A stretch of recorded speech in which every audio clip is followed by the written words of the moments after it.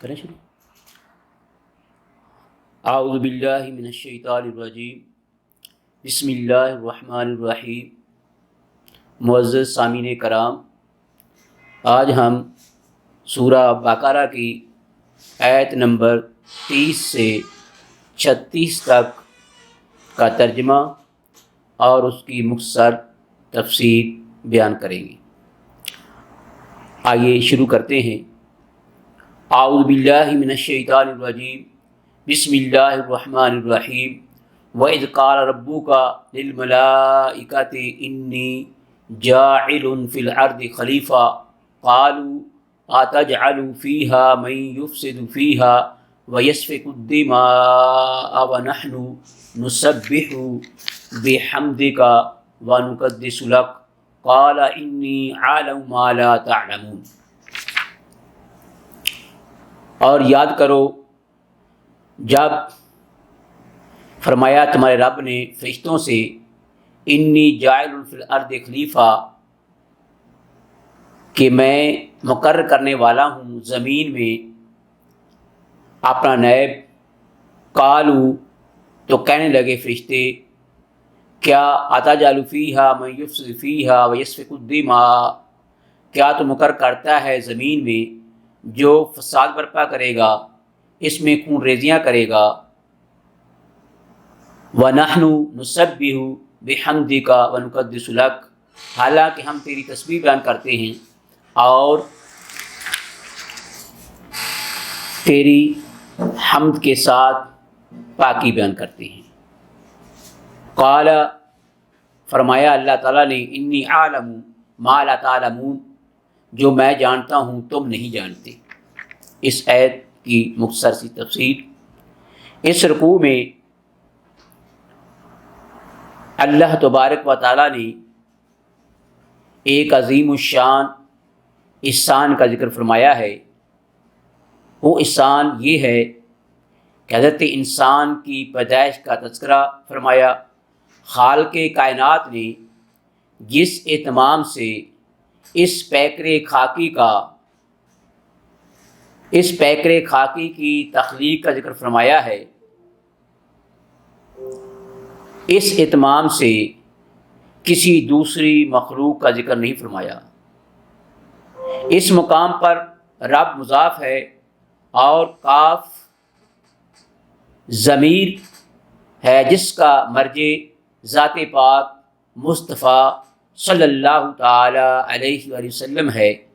اس اضافت میں جو لطف ہے اس کا صحیح ادراک، اس کی صحیح سمجھ بوجھ صرف اہل محبت و عرفان کا خاصہ ہے۔ علامہ علوسی فرماتے ہیں، یعنی حضور نبی کریم صلی اللہ تعالی علیہ وآلہ وسلم کی ذات مقدس ہی حقیقت میں خلیفہ اعظم ہے، اور اگر یہ ذات گرامی نہ ہوتی تو آدم ہی پیدا نہ ہوتے بلکہ کچھ بھی نہ ہوتا۔ آگے ملائکہ، ملک ان کی جمع ہے جس کا معنی ہے پیغام رسانی، یعنی پیغام پہنچانے والا، کیونکہ فرشتے اللہ تبارک و تعالیٰ کا پیغام اس کے مقبول بندوں تک پہنچانے کے لیے مأمور ہیں، اس لیے انہیں اس نام سے موسوم کیا گیا۔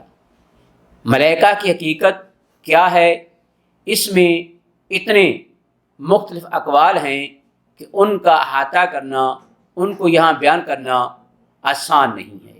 علماء اسلام کے نزدیک ان کی حقیقت یہ ہے کہ یہ وہ لطیف اور نورانی جسم والی مخلوق ہے جو مختلف شکلیں بدل سکتی ہیں، اور ان کو ان کی اصل شکل میں صرف انبیاء علیہ الصلوۃ والسلام، اولیاء کاملین ہی دیکھ سکتے ہیں، اور ہونا بھی یوں ہی چاہیے تھا، کیونکہ مختلف اشیاء کا شعور اور ادراک ایک ہی قوت سے نہیں ہوتا، بلکہ مختلف قوتیں مختلف چیزوں کا شعور اور ادراک کرتی ہیں۔ رنگت کا ادراک آنکھ سے، حرارت کا چھونے سے ہوتا ہے۔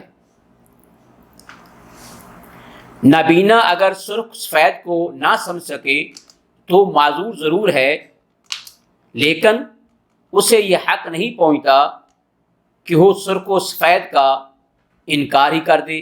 اسی طرح ملائکہ جن کا تعلق عالم روح سے ہے، اگر ظاہری حواس انہیں نہ پا سکیں، ان کو نہ سمجھ سکیں تو معذور ہیں، اور وہ آنکھ جو عالم روح کے اسرار و لطائف کو دیکھ سکتی ہے، وہ تو اس وقت روشن ہوتی ہے جب ریاضت اور مجاہدات سے تزکیہ نفس ہو اور دل کا آئینہ چمکنے لگے۔ جو لوگ ساری عمر لذات و خواہشات کے در پہ رہتے ہیں، جنہوں نے تزکیہ نفس کی اہمیت کا کبھی احساس ہی نہیں کیا، اپنے نفس کو پاک ہی نہیں کیا، وہ اگر اس نورانی اور لطیف مخلوق کو نہ دیکھ سکیں، ان کا ادراک حاصل نہ کر سکیں تو معذور ہیں، لیکن انہیں کسی طرح یہ زیبا نہیں دیتا، ان کو یہ حق نہیں ہے کہ وہ ان نفوس قدسیہ کے مشاہدات کا انکار کریں اور رقیق تعویلیں کریں کی ہیں۔ ان کا انکار بھی علمی نہیں، ان کی یہ طویلیں بھی کسی ستائش یعنی تعریف کی مستحق نہیں ہیں۔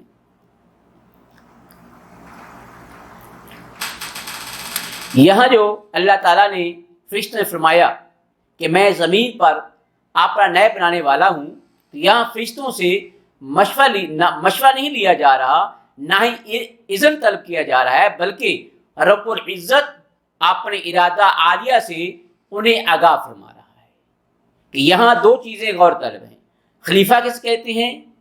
نمبر 2، انسان کو منصب خلافت کیوں عطا کیا گیا؟ خلیفہ وہ ہے جو کسی کے ملک میں اس کے نائب کی حیثیت سے اس کے احکام کے مطابق عمل کرائے۔ اس منصب کے لیے انسان کے انتخاب کی وجہ یہ معلوم ہوتی ہے کہ انسان کے علاوہ جتنی مخلوق ہے اس کی استعداد، علم، اس کا دائرہ عمل محدود ہے، اور جس کی محدودیت کا یہ عالم ہو اس ذات پاک کا خلیفہ نہیں بن سکتا، جس کا علم، جس کا ارادہ، احکام اور تصرف غیر محدود ہے۔ لیکن انسان جو ابتدا میں ضعیف بھی ہے اور جہول بھی ہے، وہ پایہ ناپذیر استعداد رکھتی گئی ہے، اس میں وہ بے پایہ استعداد رکھتی گئی ہے، اور عقل و فہم کی وہ قوتیں اللہ نے عطا فرمائی ہیں جن کے تصرفات کی حد نہیں۔ اس لیے جملہ مخلوقات میں سے صرف یہ ایک مخلوق ہے جو منصب خلافت کی اہلیت رکھتی ہے۔ علماء ربانیین نے اس مشت خاک میں جو اللہ تعالیٰ نے خوبیاں رکھی ہیں ان سے پردہ اٹھایا ہے، اور اس کی غرد راہ کی کو بھی نفسیات انسانی کے ماہرین نہیں پہنچ سکتے۔ عارف کامل اسماعیل حقی رحمۃ اللہ علیہ ان الفاظ میں انسان کی تعریف فرماتے ہیں کہ انسان مختلف عناصر سے مرکب ہے، اور اس کی صورت کا تعلق عالم محسوس سے ہے، اور اس کی روح کا تعلق عالم غیب ملکوتی سے ہے۔ صورت و روح کے علاوہ اس میں ایک پوشیدہ قوت، طاقت ہے جو انوار ربانی کے فیض کو قبول کرنے کی استعداد رکھتی ہے۔ اچھی تربیت سے وہ عالم محسوس سے ترقی کر کے عالم غیب تک رسائی حاصل کرتا ہے، اور سالت معاب صلی اللہ تعالی علیہ وسلم کی سچی پیروی سے، سچی محبت سے اس عالم پر اس کی جو راہیں جو ہیں وہ کھلتی جاتی ہیں، اور الہی نور سے جو اطاعت پیروی کی برکت سے اسے حاصل ہوتا ہے، اس سے وہ جمال و جلال کی انوار و تجلیات کا مشاہدہ کرتا ہے۔ انسان کو جو صرف خاک کا پتلا سمجھتے ہیں، کاش کہ اس کی حقیقت پر غور کریں تاکہ ان میں اپنے بلند مقام پر پہنچنے کی تڑپ پیدا ہو۔ یہ وہ ذرہ ہے انسان، یہ وہ ذرہ ہے جس کے سامنے آسمان کی رفعتیں سرنگوں ہیں، اور یہ وہ قطرہ ہے جس میں سمندروں کی گہرائیاں ہیں۔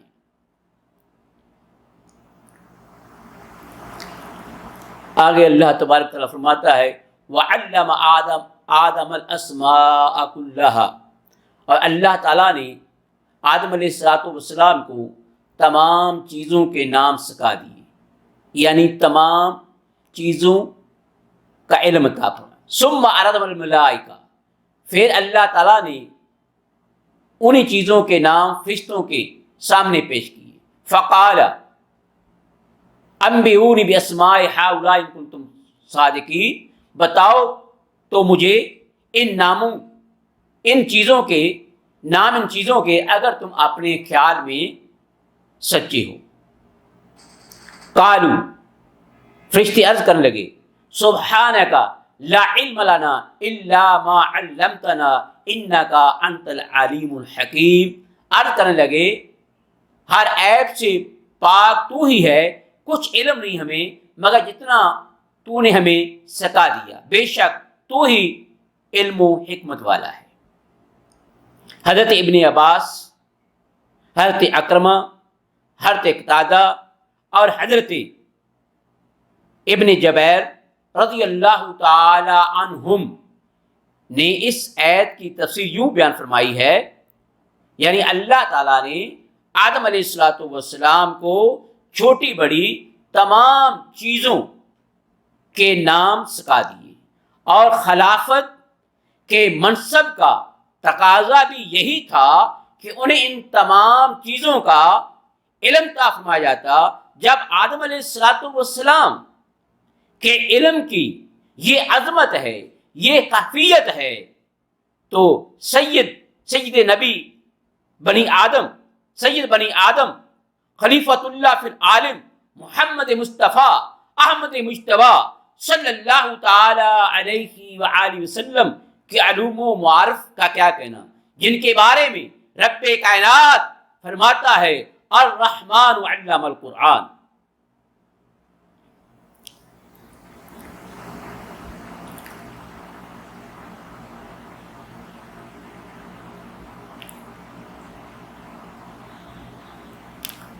قالوا سبحانک لا علم لنا الا ما علمتنا انک انت العلیم الحکیم۔ آگے ارشاد باری تعالیٰ ہوتا ہے قال یا آدم بانبئہم باسمائہم، فرمایا آدم بتا دو انہیں ان چیزوں کے نام۔ فلما انباہم باسمائہم، پھر جب آدم علیہ السلام نے بتا دیے فرشتوں کو ان کے نام، قال، تو اللہ تعالیٰ نے فرمایا الم اقل لکم انی عالم غیب السماوات والارض، کیا نہیں کہا تھا میں نے تم سے کہ میں خوب جانتا ہوں سب چھپی ہوئی چیزوں کو جو آسمانوں میں ہیں اور جو کچھ زمین میں ہے۔ وعالم، اور میں جانتا ہوں ما تبدون، جو کچھ تم ظاہر کرتے ہو، وما کنتم تکتمون، اور جو کچھ تم چھپاتے ہو۔ وَإِذْ قُلْنَا لِلْمَلَائِكَةِ اسْجُدُوا لِآدَمَ فَسَجَدُوا إِلَّا إِبْلِيسَ، اور وَإِذْ قُلْنَا لِلْمَلَائِكَةِ اسْجُدُوا لِآدَمَ فَسَجَدُوا إِلَّا إِبْلِيسَ، اور جب ہم نے حکم دیا فرشتوں کو کہ وہ سجدہ کرے آدم علیہ السلام کو، تو سب نے سجدہ کیا الا ابلیس، مگر ابلیس نے نہیں کیا۔ تو جب فرشتوں نے آدم علیہ السلام کی وسط علم، اپنے عجز کا اعتراف کر لیا، تو پروردگار عالم نے انہیں حکم دیا کہ وہ آدم علیہ السلام کو سجدہ کریں۔ سجدہ کا لغوی معنی یہ ہے یعنی خضوع، عاجزی، تذلل، یعنی پیشانی کا زمین پر رکھ دینا۔ بعض علماء کے نزدیک یہاں سجدہ کا لغوی معنی مراد ہے کہ فرشتوں کو ادب و احترام کرنے کا حکم دیا گیا، لیکن جو جمہور علماء ہیں ان کے نزدیک شرعی معنی مراد ہے، یعنی فرشتوں کو حکم دیا گیا کہ آدم علیہ السلام کے سامنے پیشانی رکھ دی۔ اب اس سجدہ کی دو صورتیں ہیں، ایک تو یہ کہ پیشانی جھکانے والا یہ اعتقاد کرے کہ جس کے سامنے وہ پیشانی جھکا رہا ہو وہ خدا ہے، تو یہ عبادت ہے، اور یہ خاص ہے اسی وحدہ لا شریک کے ساتھ جو خالق بھی ہے جو مالک بھی ہے ساری کائنات کی، کیونکہ اللہ تعالیٰ کے سوا کسی کی عبادت کبھی بھی کسی نبی کی شریعت میں جائز نہیں رہی، بلکہ انبیاء علیہ السلام کی بعثت کا مقصد اولین تھا ہی یہی کہ انسانوں کو صرف اللہ تعالیٰ کی عبادت کا حکم دیں اور دوسروں کی عبادت سے منع کریں۔ تو یہ کیوں کر ہو سکتا ہے کہ جس چیز سے روکنے کے لیے انبیاء علیہ السلام تشریف لائے اس فعل کا وہ خود ارتکاب کریں یا کسی کو اجازت دیں۔ دوسری صورت یہ ہے کہ جس کے سامنے سجدہ کیا جا رہا ہے اس کی عزت و احترام کے لیے ہو، عبادت کے لیے نہ ہو، اس کو سجدہ تحیہ کہتے ہیں۔ یہ پہلے انبیاء کرام علیہ السلام کی شریعتوں میں جائز تھا، لیکن حضور نبی کریم صلی اللہ تعالی علیہ وآلہ وسلم نے اس سجدہ سے منع فرما دیا۔ اب تعظیمی سجدہ بھی ہماری شریعت یعنی دین اسلام میں حرام ہے۔ یہ عزت و سرفرازی جو آدم علیہ السلام کو نصیب ہوئی یہ ان کی فضیلت ہے، کائنات فضیلت ہے۔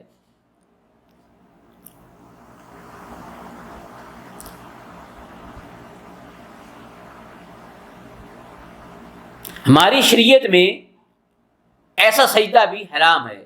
یہ عزت و احترام صرف اللہ تعالیٰ نے آدم علیہ السلام کو عطا فرمایا، اور فضیلت کا یہ راز بتایا گیا کہ وہ کائنات کے اسرار بستہ سے آگاہ کیا گیا تھا۔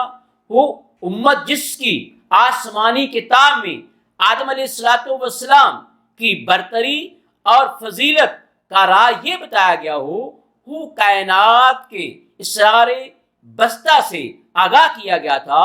وہ امت اگر علم سے محروم ہو، سائنس اور حکمت سے ناآشنا ہو تو یہ اس کی بدبختی ہے۔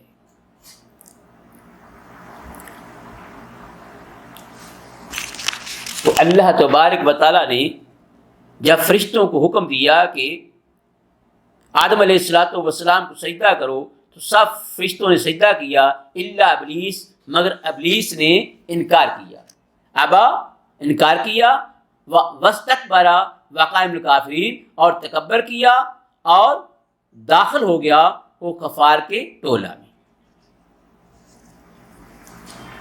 آگے اللہ تعالیٰ فرماتا ہے وَقُلْنَا يَا آدَمُ اسْكُنْ أَنْتَ وَزَوْجُكَ الْجَنَّةَ، اور ہم نے فرمایا اے آدم تم اور تمہاری بیوی اس جنت میں رہو، وَكُلَا مِنْهَا رَغَدًا حَيْثُ شِئْتُمَا، اور دونوں کھاؤ اس سے جتنا چاہو جہاں سے چاہو، وَلَا تَقْرَبَا هَٰذِهِ الشَّجَرَةَ فَتَكُونَ مِنَ الظَّالِمِينَ، اور مت نزدیک جانا اس درخت کے ورنہ ہو جاؤ گے اپنا حق تلف کرنے والوں میں سے۔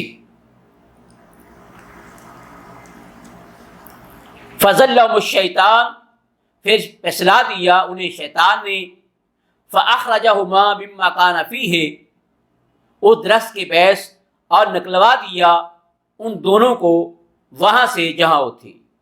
وَقُلْنَا اهْبِطُوا بَعْضُكُمْ لِبَعْضٍ عَدُوٌّ وَلَكُمْ فِي الْأَرْضِ مُسْتَقَرٌّ وَمَتَاعٌ إِلَىٰ حِینٍ، تو اللہ تعالیٰ نے فرمایا کہ تم یہاں سے اتر جاؤ، تم ایک دوسرے دشمن رہو گے، اب تمہارا زمین میں ٹھکانا ہے اور فائدہ اٹھانا ہے وقت مقرر تک۔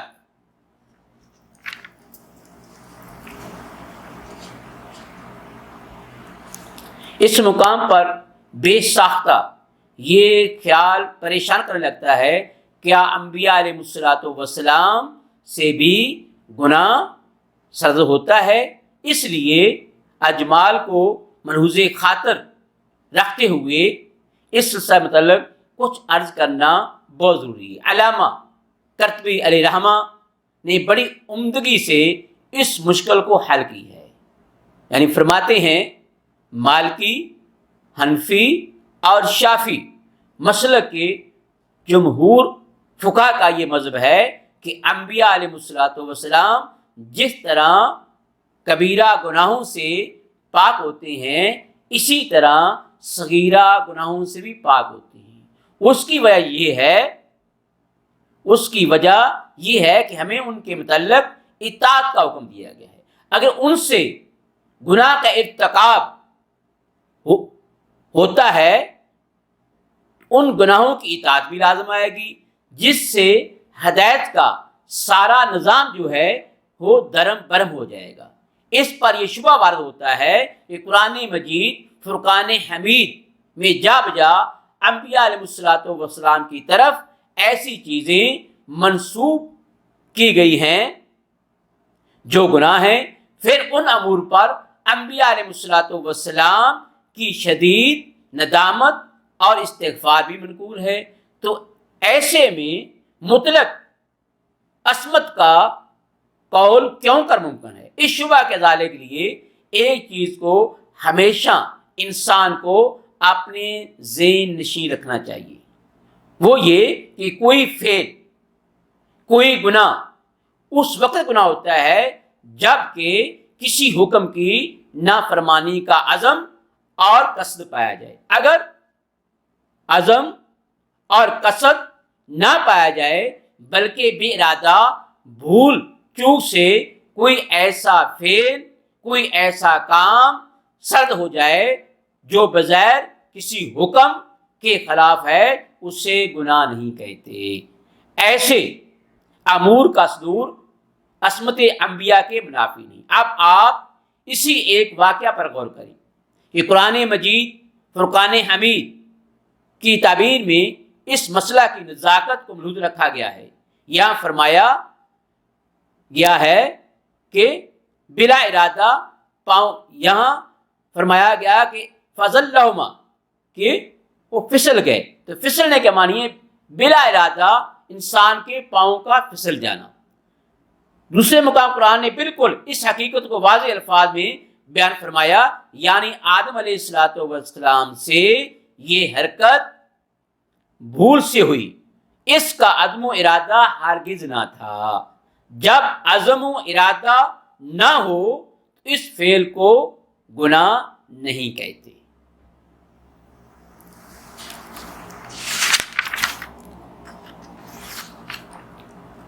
اس آیت پاک میں یہ بھی ایک لطیف اشارہ ہے کہ اس دنیا میں قیام جو ہے وہ ہمیشہ کا نہیں ہے، بلکہ یہ تمہاری ایک عارضی قیام گاہ ہے۔ کچھ وقت کے لیے تم نے یہاں سے فائدہ اٹھانا ہے۔ اس فرصت کے لمحوں میں تمہیں اپنی ابدی زندگی کو بہتر بنانے کے لیے ہمیشہ کوشش کرتے رہنا چاہیے۔ اللہ تبارک و تعالی سے دعا ہے کہ اللہ تبارک و تعالی ہمیں قرآن مجید فرقان حمید سمجھنے اور اس پر عمل کرنے کی توفیق عطا فرمائے۔ آمین۔ وما علینا الا